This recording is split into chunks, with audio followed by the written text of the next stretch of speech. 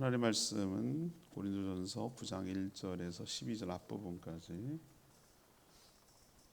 고린도전서 9장 1절에서 12절 앞부분까지 교독하겠습니다. 오늘 6월 9일이고요. 화요일 아침입니다. 6월 9일자 본문 고린도전서 9장 1절에서 12절 앞부분까지입니다. 내가 자유인이 아니냐 사도가 아니냐 예수 우리 주를 보지 못하였느냐 주 안에서 행함 나의 일이 너희가 아니냐 다른 사람들에게는 내가 사도가 아닐지라도 너희에게는 사도이니 나의 선됨을 주 안에서 인친 것이 너희다.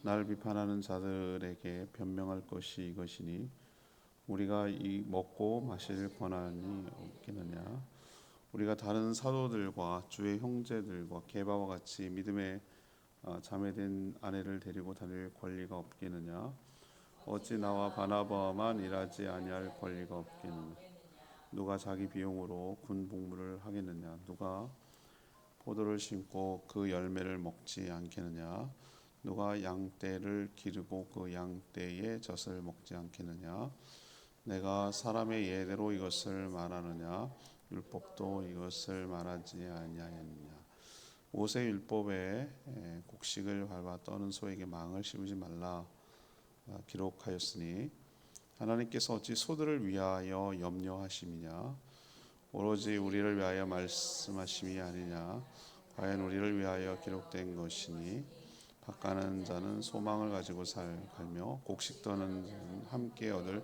소망을 가지고 떠는 것이라 우리가 너희에게 신령한 것을 뿌렸은즉 너희의 육적인 것을 거두기로 과다하겠느냐 다른 이들도 너희에게 이런 권리를 가졌거든 하물며 우리일까 보냐. 오늘은 사도의 권리에 대해서 얘기하고요. 또 그러면 주의 종을 어떻게 대해야 되는지에 대한 그 지침 같은 것입니다. 오늘 내용은 이런 내용이에요. 고린도 교회에서 사도 바울이 떠나고 있을 때 사도 바울의 사도의 권리, 저 사람이 어떻게 사도야? 라고 시비를 거는 자들이 있어요. 자격을 시비를 거는 것이죠. 뭐 옛날에는 뭐 신학교를 졸업했다는 것을 뭐 증명할 수도 없고 뭐 무슨 교단이나 총회에서 목사안수를 받았다는 걸 뭐 증명할 수도 없고 그러니 참 그런 얘기가 나올 것 같기도 하다 뭐 이런 생각이 들긴 했어요. 요즘처럼 그런 시스템화 되지 않았기 때문에. 근데 사도 바울이 어떻게 이제 반론하냐 하면 고린도 교회가 존재하는 자체가 자기가 사도라는 증거 아니냐. 자신이 복음을 그 지역에 가서 복음을 전했고 성도들이 모여서 공동체가 생긴 그 자체가 입증되는 거 아니냐 사실 사도됨을 그렇게 이제 반론하고 있고요. 그래서 자신도 얼마든지 자신의 생활을 위해서 그 생활비를 요구할 수 있는 권리가 있지만 그럴 수 있지만 당연히 그렇게 할 권리가 있지만 연약한 성도들을 위해서 스스로 자제를 하고 절제하는 것이지 권리가 없어서가 아니다라고 주장을 하는 것이죠. 그리고 사역자 생활을 책임지는 것은 결국 사역자만을 위한 것이 아니라 성도들에게도 유익한 것이다라고 이 타작하는 소의 그 망을 씌우지 마라라는 율법에 그걸 근거를 들어서 설명하는 이런 내용이 오늘 주된 내용이에요. 그래서 오늘 여러 가지 관점에서 이 본문을 해석할 수 있어요. 사도됨의 증거는 무엇입니까? 뭐 이렇게 나올 수도 있고. 근데 저는 어디에 포커스를 놓냐면 성도들 입장에서 성도들은 주의 종을 어떻게 대해야 합니까? 어떻게 대하는 것이 합당하고 성경적이게 부합합니까? 이것에 이제 포커스를 두고 오늘 말씀을 전하려고 하는 거죠. 1절에서 3절까지 좀 보겠습니다. 1절부터 3절까지 내용은 저는 이걸 이렇게 봤어요. 비판보다는 존중해야 한다. 그럴 때 유익이 된다는 거예요. 비판보다는. 물론 뭐 비판받을 짓을 한 게 문제죠. 그런 정도 있습니다. 어떻게 사람이 완벽하겠어요. 또 실제로 그런 일도 생기고. 예. 그런데 제가 그런 분들 막 가끔 만나요. 매사 부정적이고 뭐라 그럴까 시니컬하고 비판적이고 그게 아주 몸에 배버렸어요. 입의 말투와 그 뭐라 그러지? 그냥 아주 그냥 체질화된 분이 있어요. 말만 하면 항상 그게 자기가 잘하는 거라고 생각하고 그게 굉장히 자기가 옳다고 생각하고 그것이 자기가 똑똑하다고 생각하고 자기가 뭐 굉장히 의롭다고 생각 그렇게 하려고 저러는 거 아닐까? 근데 체질이에요, 체질. 모든 권위에 대해서 부정하고 모든 것을 의혹을 갖고 모든 것을 비판하는 것을 보면은 저는 저 사람 굉장히 날카로운데 이런 생각이 아니라 저 사람 마음이 뭔가 이게 틀어졌는데 뭔가 이렇게 건강하지 못한데 이런 생각을 좀 갖게 돼요. 물론 건자는 비판을 해야 됩니다. 잘못한 것에 잘못했다. 잘한 건 잘했다. 이렇게 옳고 그름에 대해서 분명한 인식을 갖고 살아가는 것이 필요하죠. 그냥 물에 물타 늘 흐리멍텅해가지고 그래 너도 좋아 나도 좋아. 이건 아니지만 비판할 걸 해야 되지만 모든 것을 그런 식으로 보는데 그게 더 문제가 되는 건 뭐냐면은 모든 주의 종들을 싸잡아가지고 도매금으로 넘기는 경우가 문제가 되는 거예요. 다 그래? 다 썩었어? 다 끝장내야 돼. 이런 식의 막말을 하는 거예요. 자, 사도 바울 그 고린도 교회는 여러 가지 문제가 많은데 제일 첫 부분 여러분 저랑 같이 묵상 안 했지만 여러분 했죠? 앞부분에 뭐가 나옵니까? 누구 파냐? 개바 파냐? 바울 파냐? 뭐 아볼로 파냐? 아니면 또 꼭 그런 파가 나온다고 그러잖아요. 우린 그리스도파야. 어디도 속하지 않아. 그게 그리스도파라는 뜻입니까? 너네들 제적 눌러버리기 위해서 자기는 그리스도파라 그러는 거지. 파버리스다 말해버려. 우리는 뭐 그런 거 없지만 큰 교회 가면 아주 웃기지도 않습니다. 특히 제주도 전 듣는 얘기가 많으니까 이 괜당 문화가 있어서 어느 집안이냐. 아유 기가 막혀요. 장로 선거하고 뭐 권사 선거할 때 그런 얘기 들으면 참나 이 부작용인데 뭐 이런 생각을 좀 들긴 하는데 그런 분위기 속에서 이런 얘기가 나오는 거예요. 사도 바울 자격 없어. 시비 거는 거죠. 자기 파워버를 더 우월하게 하기 위해서. 그 증거가 뭐냐? 왜 자격이 없다고 그러냐? 사도 바울이 봐봐. 쟤는 자기 스스로 생활비를 벌어갖고 충당하잖아. 텐트 메이커였잖아요. 그래서 브리스길라 아굴라 부부를 만난 거잖아요. 같은 동업자가 없다 보니까 친할 수밖에 없고 재료도 같이 사야지 뭐 하다 보니까 당신도? 당신 유대인이야? 유대인이야? 로마에서 나왔어? 그래? 뭐 이렇게 나오다 보면 굉장히 친해지겠죠. 그죠? 같은 민족이고 같은 업종에 일하고 그러면은 자연스럽게 경쟁도 되지만 친밀하게 돼서 그렇게 알게 됐잖아요. 그게 뭐예요? 자기가 스스로 생활비를 충당했다는 증거잖아요. 직업은 아니지만 일종의 부업 같은 걸 한 거예요. 사도 바울이. 그렇게 해서 벌어서 먹고 충당하고 살았던 거예요. 그러니까 그걸 보니까 고린도 교회 일부 교회 다른 파벌이겠죠. 쟤는 사도로서 자격이 없어. 그러니까 뭔가 캥기는 게 있고 뭔가 부족한 게 있으니까 지가 벌어먹는 거야. 이렇게 얘기하는 거예요. 할 말 좋죠? 사람이 어떻게 현상을 놓고 어떻게 해석하냐의 문제인데 그걸 그렇게 사도권의 반론을 하기 위한 그 근거로 삼는 이들의 모습을 보고 그래 매사에 부정적이고 매사에 삐딱하게 이렇게 색안경 끼고 보는 사람은 그렇게 보이겠다라고 생각이 들기도 해요. 마음이 중요하다고 마음을 어떻게 보느냐. 근데 사도 바울이 그렇게 한 이유가 뭐라고 오늘 얘기합니까? 어렵게 사는 성도들 그리고 아직 신앙이 미숙한 성도들에게 뭐 하는 거죠? 부담을 주지 않기 위해서 그런 것이다. 또 본을 보여서 천막을 만들어 팔아 생활한 것이다. 제 말 이해하시겠어요? 당신은 어떤 사람들이 유행했다고 그랬죠? 떠돌이 철학자들이 많았어요. 떠돌이들. 그러니까 우리로 치면 연사들 있잖아요. 우리 돈벌이가 여러 가지인데 우리는 뭐 거리에 나가서 길거리 악사들 이렇게 연주해가지고 돈 받고 뭐 그런 건 길거리 문화 많잖아요. 그런 것처럼 길거리에 나가지고 막 떠드는 거예요. 막 자기 뭐 거창한 자기 주장을 하면서 사람들이 박수치고 그리고 이제 돈을 그런 유의 사람들로 자기가 취급될까봐 그게 싫었던 거예요. 내가 돈 때문에 이러는 거 아니야라는 거를 자기 이 일종의 사도 바울이 어떤 자존심이라 그럴까 자긍심이라 그럴까 뭐 이런 게 작동했던 것 같아요. 나는 돈을 벌려고 이 복음을 전하고 이게 떠드는 거 아니야. 그런 거 아니야. 복음은 값싸구려가 아니야. 값싼 게 아니야라는 것을 자기 아직 모르고 믿음이 성숙하지 못하니까 그 성도들에게 이렇게 어필하기 위해서 이렇게 했던 거예요. 의도적으로. 근데 그걸 갖다가 뒤집어가지고 제발 자격이 없으니까 저러는 거야. 이렇게 공경하는 소스로 삼는 이것이 이제 문제가 된 거죠. 그래서 이제 그걸 반론을 하는 건데 그래서 사도 바울이 이런 주장에 대해서 조목조목 반박하고 있어요. 먼저 봐봐, 쟤는 또 하나 시비 거는 게 있는데 쟤는 12사도 중에 아니었어. 예수 믿는 사람을 핍박했던 사람이라니까. 예수 만난 적도 없어. 이렇게 나오는 거예요. 근데 사도 바울은 뭐 했습니까?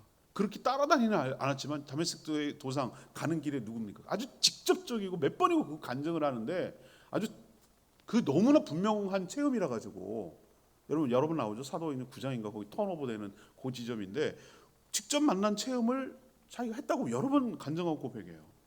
그리고 지금까지 주님을 만났기 때문에 완전히 사람이 어떻게 180도 달라질 수 있어요? 주님을 만나지 않으면 그게 불가능한 얘기인데 지금까지 1차, 2차, 3차 뭐 나중에 끌려가고 4차 저 서바나까지 했다 뭐 성경에 안 나오지만 여러 복음을 전했다는 얘기를 하는데 어쨌든 그렇게 전도 여행을 통해서 뭐예요? 복음을 곳곳에서 전해서 교회를 세웠지 않냐?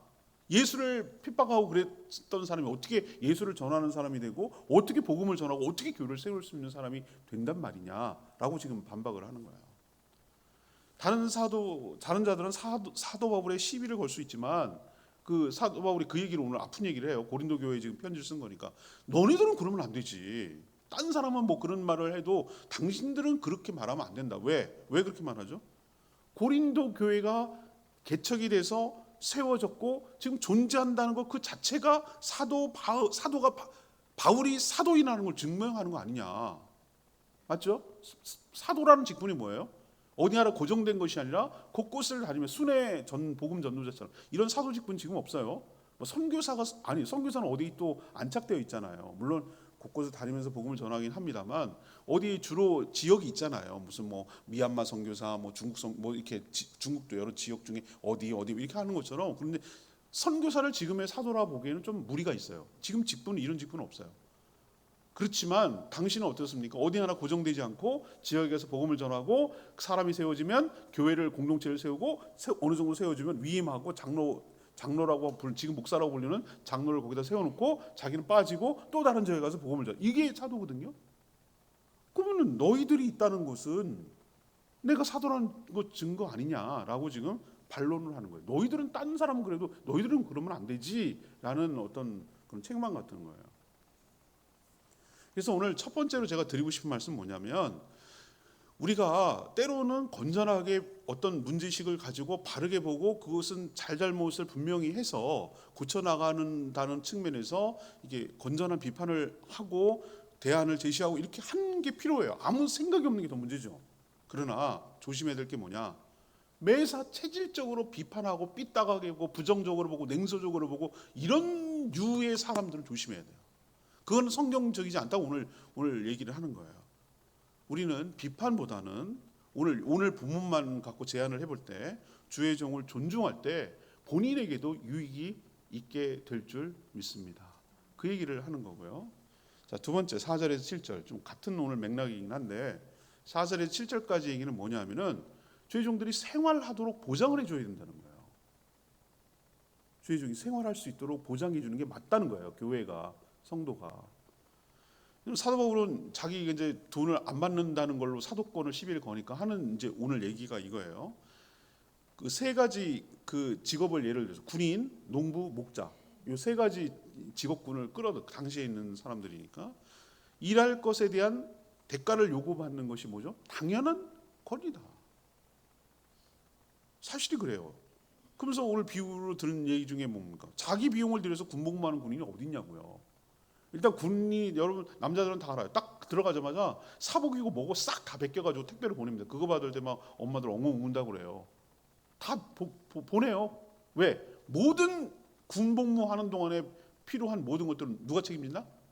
나라가 책임진다는 거예요. 심지어 팬티까지 국방색 팬티 있어요. 그거 그 군인들 입는 거 그것까지 다 책임진다고. 치약, 칫솔, 뭐 생활에 필요한 모든 것들은 책임진다는 거예요. 군함까지 먹는 것까지 심지어 월급도 줘요. 요즘 월급 얼마나 많이 주는지 몰라요. 당연히 해야 될 의무인데 다 제공하잖아요. 아니 직업군인 말고 그냥 군인도 직업군인 말할 것도 없지. 그 사람은 그걸로 생활하는 사람들인데 그렇죠. 당연하죠. 나라를 지키는 것이 그러니까 당연히 나라가 책임져야 되죠. 자, 그럼 포도농사를 짓는 포도농부를 또 비유를 들어요. 당연히 포도농부를 심었어요. 당장 소득이 없겠죠.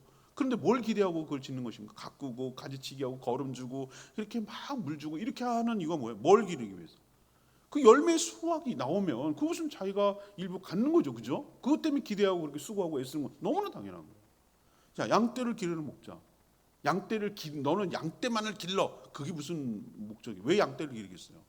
양떼를 통해서 양도 털도 깎아서 팔고 때로는 잡아서 먹기도 하고 그런 거 아니에요? 팔아서 뭐 다른 걸 바꿔 먹기도 하고 쌀도 사기도 하고 뭘도 하여튼 그러려고 하는 거잖아요. 또 젖도 짜서 우유도 먹고 치즈도 먹고 그러잖아요. 마찬가지로 그런 예를 왜 들으냐면 마찬가지로 교회를 개척하고 말씀으로 가르치는 사역자시 교회로부터 살아가는 데 필요한 비용을 받는 것은 너무나 뭐하다는 거예요. 자연스럽고 당연하다는 얘기예요. 너희들 그렇지 않냐라는 것을 세 가지 직업으로 지금 설명하고 있잖아요. 그럼에도 불구하고 사도 바울은 그런 권리를 자기 자격이 없어서가 아니라 스스로 제한하고 포기해서 그들에게 본을 보여주는데도 불구하고 도리어 사도로서 권리가 없는 것처럼 그렇게 깎아내리고 폄하하고 그러니까 오해를 풀어줘야 되겠다라고 판단을 해서 억울하고 답답하니까 지금 오늘 그 얘기를 하는 거예요. 자, 오늘 이 두 번째에서 우리가 교훈을 삼아야 되는 게 뭡니까? 교회는 마땅히 말하지 않아도 사역자가 생활하는데 지장이 없도록 뭐 해야 되죠? 보장하고 책임져야 하는 게 마땅한 줄로 압니다. 이분이 그럼 어떻게 생활해야 된다는 거죠? 이슬 먹고? 참이슬 먹고? 아니잖아요, 그죠? 그럼 이분이 도둑질해요? 어떻게 살 거냐고. 직업이 없잖아요. 수입이 없잖아요. 그럼 당연히 그렇게 해야 되는 거예요. 당연히 상식적으로 생각하면. 저분이 생활하는데 자녀도 키우고 아니 시장도 가서 막 사장 가가지고 뭐 필요한 거 사고 생활도구에 필요한 거 쓰고 사람으로서 구실하면서 살아갈 수 있도록 생활하는데 말 그대로 생활하는데 필요한 모든 것들을 당연히 제공하는 거에 맞죠. 오히려 고린도 교회는 이렇게 생각해야 돼요.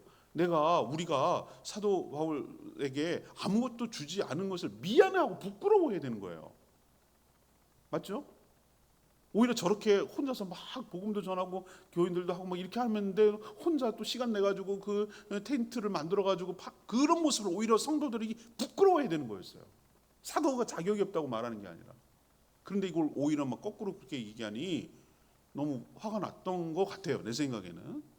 그래서 오늘 두 번째로 우리가 생각해야 될 건 뭐냐면은 주의 종들이 전적으로 그러니까 말하는 파트타임 말고 전적으로 주의 일을 하는 교회에서 하는 주의 종들은 뭐예요? 목회자를 포함해서 여러 있어요. 종들은 어떻게 되죠? 생활하는데 그 지장이 없도록 보장해 주는 것이 그것이 성도로서 교회로서 마땅한 것이다 라는 것을 우리가 늘 명심해야 될 줄 압니다. 그렇게 하지 못하는 것을 오히려 부끄러워해야 된다. 세 번째 얘기는 8절에서 12절까지 얘기인데요. 죄종들의 생활을 책임질 때 모두가 유익하다는 거예요. 모두가 유익하다. 교회가 아닌 세상에서도 이러한 일꾼에 대해서 생활을 보장하고 책임지죠. 하나님이 만드신 율법은 여기서 한 발 더 나가요. 신명기 25장 4절을 인용해가지고 지금 사도 바울이 얘기하는데 곡식을 밟아 떠는 옛날에 추수를 할 때 우리는 몰방아 이렇게 말해가지고 말을 연자로 돌리고 그렇게 했지만 옛날에는 소를 통해서 뭐 추수도 하고 여러 가지 일수처럼 부렸단 말이에요. 요즘은 그렇게 안 하고 전부 다 농기공 합니다만 자 곡식을 밟아서 떠는 그 소에게 그 일하면서 먹을 수 있도록 뭐 하지 말라? 입에다가 망을 씌우지 마라. 왜 망을 씌웁니까? 딴짓거리 하니까. 우리도 가끔 옛날 영화 같은 데 보면 망을 씌우잖아요. 자꾸 소는 본능적으로 풀을 보면은 일을 하고 이게 밭이랑을 갈고 이렇게 되는데 논두렁 밭두렁에 있는 맛있는 풀을 먹고 일 안 하고 그럴까 봐 망을 씌워가지고 먹지 못하고 집중해서 참 잔인하죠. 근데 하나님은 세상에 소까지 일하는 소까지 배려를 하는 거예요. 옛날에 무슨 인권이 어디 있어? 동물권이 어디 있어? 일은 그냥 소는 죽도록 일하다가 고기로 먹고 그래야 되는 거지 뭐. 소가 뭐가 그런 거지 뭐. 이렇게 말하던 시대에 하나님은 누구까지 배려합니까? 소까지 배려하는 거예요. 소까지. 전 이 하나님의 따뜻한 마음이 느껴져요. 하나님은 사람뿐만 아니라 모든 피조물들을 사랑하시는구나. 일하는 소까지 배려하시는구나. 전 이거 보고 하나님의 마음을 느껴지지 않아요? 망을 씌우지 마라. 걔도 먹을 권리가 있어. 추수할 때 그렇게 일할 때 그거 먹을 권리가 있어. 그렇게 너무 그렇게 잔혹하게 혹독하게 부려먹지 마라. 소. 사람이 아니 소. 자, 이 얘기는 뭐예요? 하나님이 일하는 소까지 배려하신다면 사람은 말할 것도 없다는 거예요. 그 얘기를 하려고 하는 거예요. 이 말씀이 소를 배려하는 것처럼 사도를 배려하라는 뜻으로 사도만을 위하는 말씀처럼 여러분 들립니까? 이건 진짜 오해예요. 오늘 제가 보세요. 어디에 그게 나오냐? 9절에 나오잖아요. 모세율법에 곡식을 밟아 떠는 소에게 망을 씌우지 말라 기록하였으니 하나님께서 어찌 소들을 위하여 염려하심이냐. 이 질문이 뭐예요? 어떻게 이게 소만을 위해서 염려해가지고 이 말씀을 하셨겠냐? 누구를 위해서 그렇다는 거예요? 10절. 우리를 위해서 하는 얘기 아니냐? 추수를 하고 있는 너희들을 위해서 하는 소리 아니냐? 다시 얘기해 볼까요? 주의 일을, 교회를 섬기고 하는 종들에게 생활을 책임지고 하는 것이 그들만을 위해서 하는 소리겠냐? 이게 너희들을 위해서 하는 소리 아니겠냐라는 의미예요. 이제 이해되시죠? 이 말의 의미가. 자, 그렇게 할 때 사도와 교회 모든 성도들에게 유익이 되는 거예요. 소가 입에 망을 씌우지 않고 일하는 동안에 이렇게 슬쩍슬쩍 먹겠죠. 그 사람만 먹는 게 아니라 자기도 그 먹을 권리가 있단 말이죠. 먹을 때, 자, 소 입장이면 생각, 소도 있잖아요. 느낀단 말이에요. 저는 동물 나오는 프로그램을 보면 다 동물도 사랑을 느껴요. 나 그거 느껴요. 어저께 보고 내가 감동이 되는 장면인데 그 거위, 오리, 뭐 이런 그 세종 그 기르는 닭 뭐 이런 거, 걔네도 이렇게 해가지고 이렇게 쓰다듬어주고 안아주고 포옹해주고 이렇게 목도 쓰다듬어주고 그러면은 먹을 것도 이게 배추 같은 거 주고 그러면 걔네들도 알아요. 주인을 엄청 따르고 한다는 걸 제가 알았어요. 모든 동물은 사랑을 교감할 수 있는 능력이 있구나. 그걸 보고 제가 엄청 감동이 됐어요. 천국이 이런 걸 거다. 난 천국이 동물이 있다고 봐요. 사자가 뭐 우리 양떼고 저는 그 동물이 없는 천국 싫을 것 같아요. 제가 동물을 좋아해서 그런지 몰라도 그렇게 행복하게 같이 더불어서 살아가는 모습이 나는 천국이 막 그려져요. 그런 것처럼 소 입장에서 한번 생각해 보세요. 자, 죽으라고 이거 먹지도 못하게 하고 여기가 지금 막 때리기만 하고 막 열심히 일하라고 막 재촉만 해. 일할만 나겠어요? 소도 뚝심 있어요. 고집 부리면 그 소심줄 같다고 그러잖아요. 딱 버티고 막 때려라. 뭐 네가 때리든 말든 나는 콧뚜레를 막 잡아 끌어도 막 버티고. 그거 대책 없습니다. 그거. 당나귀 고집 아시죠? 낙이. 걔는 막 죽으라 끌어도 안 움직이. 지가 싫으면 안 가요. 그럼 어떻게 해야 돼요? 일할 의욕을 줘야 될 거 아니에요. 자기도 열심히 하면은 뭔가 얻어지는 게 있고 그래야 더 열심히 일하지 않겠어요? 그렇죠? 그 일하면서 하나씩 좀 먹는데 그걸 뭐 다 많이 다 먹겠다는 것도 아니고 주인의 그 추수하는데 거들어 주겠다는데 그걸 못 먹게 하면 그 일만 나겠냐고요. 그래서 소도 소망이 있고 또 소를 통해서 곡식을 얻게 될 농부도 소망이 있고, 오늘 소망 얘기하잖아요. 소망. 10절에 소망이 있다. 소망을 가지고 떠는 것 아니겠냐. 소는 이렇게 일하면서 먹을 수 있겠다는 소망. 또 소를 통해서 내가 일 다 해야 되는데 소를 통해서 이 추수를 쉽게 할 수 있어서 얻게 된다는 농부의 소망. 이 둘 다를 위한 것 아니겠니? 라고 오늘 설득하는 거예요. 자, 마찬가지로 이걸 이제 적용하면 사역자들도 교회와 성도들이 사역자에 살아가는 데 필요한 것을 책임져 주면 그건 사역자만 좋은 일인가? 우리가 열심히 벌어가지고 헌금해가지고 아이고 막 저거 갖다 주고 맨날 안 믿는 사람 그러잖아요. 다 헌금해갖고 목사들 좋은 사업하고 갖다 바친다고 얼마나 비판합니까? 거꾸로 이거랑 반대되는 상황이죠. 여기는 안 줘서 문제. 그렇게 오해하잖아요. 아이고 목사 사업한다고 그러고 맨날 그러잖아요. 알지도 못하면서. 그러나 그렇게 했을 때 누구만 좋은 일이에요? 사역자만 좋은 게 아니라 모두에게 좋다는 거예요. 그 유익이 교회 성도들에게 돌아간다는 거예요. 다 열심히 의욕을 가지고 더 열심히 교회에 더 집중하고 더 열심히 주의 일을 감당하니까 그건 유익 아니겠느냐. 그 얘기를 지금 하는 겁니다. 자, 레메의 말씀이 역시 10절 말씀이에요. 밭가는 자는 소망을 갖고 갈며 곡식 떠는 자는 함께 얻을 소망을 갖고 떠는 것이다. 지금 사도직분은 없지만 그렇지만 교회에서 온전히 풀타임으로 섬기는 저 같은 이제 목회자들 같은 사역자들이 있어요. 저뿐만 아니라 큰 교회는요. 요즘 사찰 집사님이라고 옛날에는 안 그러고 요즘 관리 집사님 뭐 이런 표현도 써요. 그리고 향산교회 같은 데 보면은 사무하는 직원이 2명, 3명 있어요. 워낙 교회가 크니까 관리하기가 너무 어렵거든요. 그래서 하는 있는데 그들도 전부 다 풀타임으로 교회가 일종의 직장인 셈이잖아요. 일터. 그 사람들이 뭐 이슬 먹고 살겠어요. 자녀를 키우며 생활해야 하는 생활인이다. 이건 뭐 지나간 얘기지만 옛날에 그게 문제가 돼갖고 좀 교회 상장교회 얘기 시끌시끌했는데 그 관리 집사님이 이제 재활용을 처리해야 되잖아요. 재활용 엄청나게 나오거든요. 재활용이. 그럼 이렇게 했는데 이제 누구 눈에는 그게 보였나 봐. 사무장 장로님이겠지. 이분이 그게 부수입이 된다는 걸 아는 거예요. 그래갖고 거기에 온통 신경을 쓰고 거기 시간을 많이 쓰고 이러니까 다른 일에 소홀했다고 느꼈는지 막 그게 이제 막 뭐라고 그래요. 그런 장면을 내가 봤는데 그래 저분의 개인의 욕심일 수도 있겠다라는 생각이 드는데 저분이 왜 저렇게 관심을 가질까라고 하시면 충분히 주지 않아서 그럴까? 뭐 이런 생각도 제가 해봤어요. 저는 좀 빠져 있어서 그렇지만 아무튼 그랬어요. 근데 충분히 주는 것 그러면 어떻게 합니까? 온전히 본질적인 일에 집중하게 되는 것이죠. 예를 들면 주의 종이 너무 인색하게 물론 형편이 없어서 그런 건 아니지만 충분히 줄 수 있는데도 인색하게 굴면 어떻게 하겠어요? 투잡 뛰는 거예요. 밤에 쿠팡 나와가지고 죽으라고 일하고 그런 분에게 무슨 걸 요구하겠어요? 대리운전 뛰고 이쪽 저쪽 뛴 양반이 새벽기도 하라고 그러겠어요? 안 되잖아요. 그 고스란한 피해는 누가 전가되는 거죠? 교회와 성도에게 전가되는 거예요. 오히려 사기를 푹 뜯어주고 더 지원해 줄 때 더 열심히 물론 개인적으로 이거는 성도 입장이지만 저 같은 입장에서 보면 더 그러니까 더 조심해야 되고 더 감사해야 되고 더 집중해야 되는 거예요. 이것이 성도들이 피땀 흘려서 헌금한 것이라는 생각을 가지고 두렵고 떨리는 마음으로 본질적인 일에 더 집중하고 더 열심히 섬기려고 하는 것은 또 다른 측면에서 목회자에게 주는 마음이라고 할 수 있고 오늘은 이제 성도 입장에서 더 잘할 수 있도록 집중할 수 있도록 더 북돋아주고 그렇게 격려해 주는 것이 오히려 더 그 열매를 누가 먹느냐? 성도들이 받게 되는 것이다. 일소 잘 부려야 된다.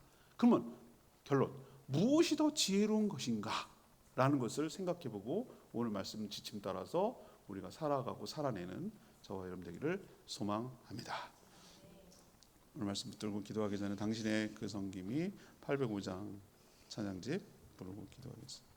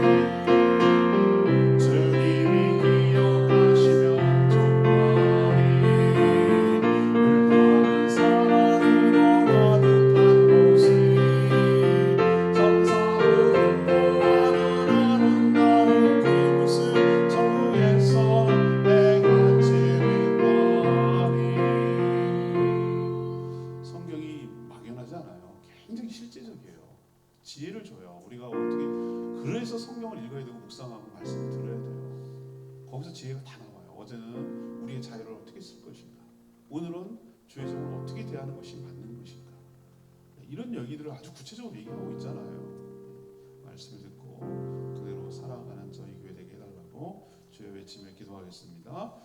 주여 하나님, 당신의 그 성김이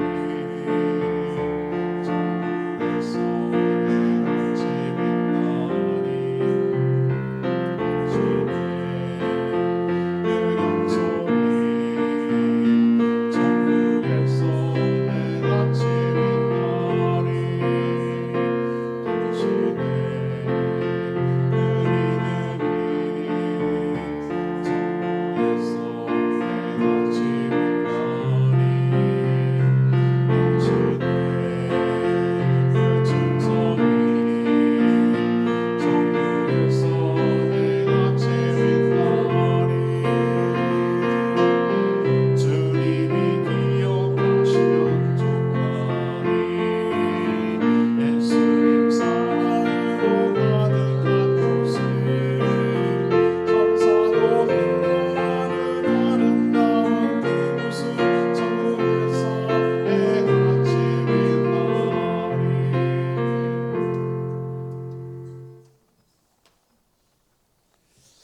하나님, 우리 모두는 허물이 있는 연약한 존재임을 잘 압니다. 때로는 건전한 비판도 해야 되지만 비판보다는 서로 사랑하며 존중하며 살게 하여 주시옵소서. 그래서 사탄에게 빌미를 주지 않게 하여 주시옵소서. 교회를 온전히 섬기는 사역자들이 생활하는 데 어려움이 없도록 배려하고 잘 섬기게 하여 주시옵소서. 그것이 곧 교회를 위하는 일임을 깨닫게 하여 주시옵소서. 생활하는 데 신경 쓰지 않고 전적으로 교회와 성도들만을 위해서 사용할 수 있도록 배려하며 환경을 열어가게 하여 주시옵소서. 그것이 서로에게 유익한 일임을 깨닫게 하여 주시옵소서. 그러나 자신의 권리를 스스로 제한하며 포기했던 사도 바울의 본을 받아서 성도들을 배려하며 교회를 사랑하며 성도들을 섬기는데 더욱 힘쓰는 자들 되게 하여 주시옵소서. 오늘도 하나님께서 구체적인 지혜를 주시고 교회가 어때야 되고 또 성도와 사역자들의 관계가 어때야 되는지를 가르쳐 주셔서 감사합니다.